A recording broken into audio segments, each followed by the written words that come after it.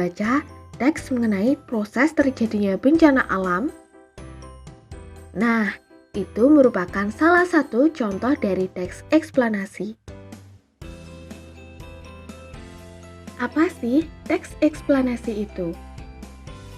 Teks eksplanasi adalah teks yang berisi tentang proses mengapa dan bagaimana kejadian-kejadian alam, sosial, ilmu pengetahuan, budaya, dan lainnya dapat terjadi. Suatu kejadian, baik itu kejadian alam maupun kejadian sosial yang terjadi di sekitar kita, selalu memiliki hubungan sebab akibat dan proses. Teks eksplanasi dapat disamakan dengan teks yang menceritakan prosedur atau proses terjadinya fenomena. Dengan teks tersebut, pembaca dapat memperoleh pemahaman mengenai latar belakang terjadinya fenomena secara jelas dan juga logis. Teks eksplanasi menggunakan banyak fakta dan juga pernyataan-pernyataan yang memiliki hubungan sebab dan akibat atau kausalitas. Penulis menggunakan banyak fakta yang fungsinya sebagai penyebab atau akibat terjadinya suatu peristiwa. Tujuan teks eksplanasi. Yang pertama, menjelaskan fenomena yang terjadi, dan yang kedua, menjelaskan sebab akibat suatu peristiwa. Perhatikan contoh teks berikut. Kenapa ya teks tersebut termasuk ke dalam teks eksplanasi?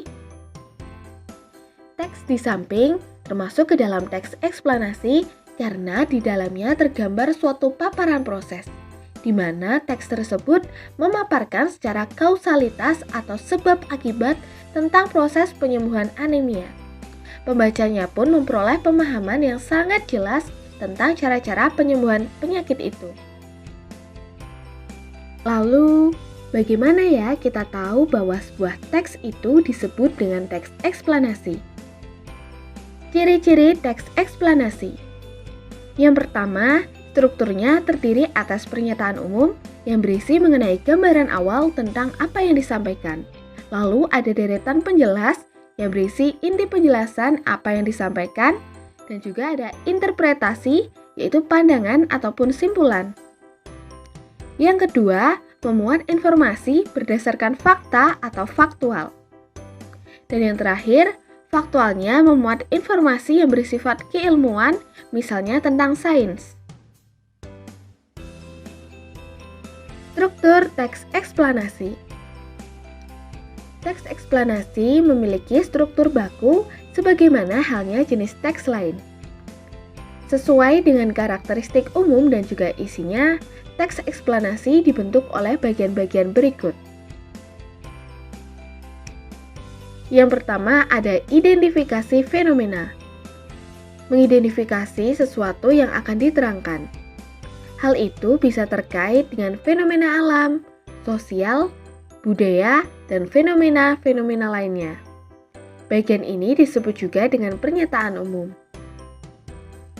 Yang kedua, ada penggambaran rangkaian kejadian, yaitu memerinci proses kejadian yang relevan dengan fenomena yang diterangkan sebagai pernyataan atas bagaimana atau mengapa.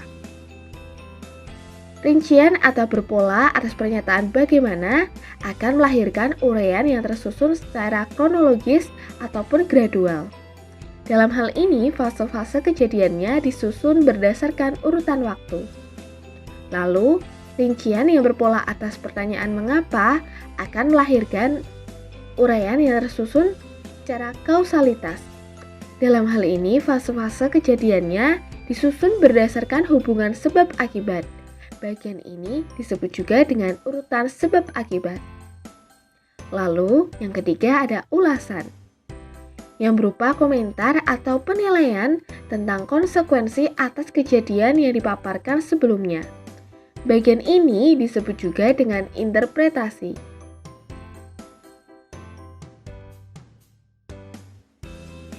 Kaidah kebahasaan teks eksplanasi.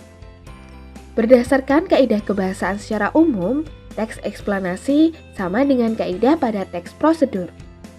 Yang pertama, Sebagai teks yang berkategori faktual atau non-sastra, teks eksplanasi menggunakan banyak kata yang bermakna denotatif. Lalu yang kedua, banyak menggunakan konjungsi kausalitas atau kronologis. Contoh konjungsi kausalitas antara lain sebab, karena, oleh, sebab itu, oleh karena itu, sehingga. Lalu konjungsi kronologis contohnya seperti kemudian, lalu, setelah itu, pada akhirnya. Yang ketiga, banyak menggunakan keterangan waktu pada kalimat-kalimatnya. Kaidah kebahasan keempat yaitu banyak menggunakan kata ganti benda. Banyak menggunakan kata ganti benda baik konkret maupun abstrak, seperti demonstrasi, banjir, gerhana, embrio, kesenian daerah, dan bukan kata ganti orang seperti ia, dia, mereka. Oleh karena objek yang dijelaskan itu berupa fenomena, tidak berbentuk personal atau non-human participant. Yang kelima, banyak menggunakan kata kerja pasif, seperti kata terlihat, terbagi, terwujud, terakhir, dimulai, ditimbun, dan dilahirkan. Lalu yang terakhir, banyak menggunakan kata teknis atau peristilahan, sesuai dengan topik yang dibahasnya.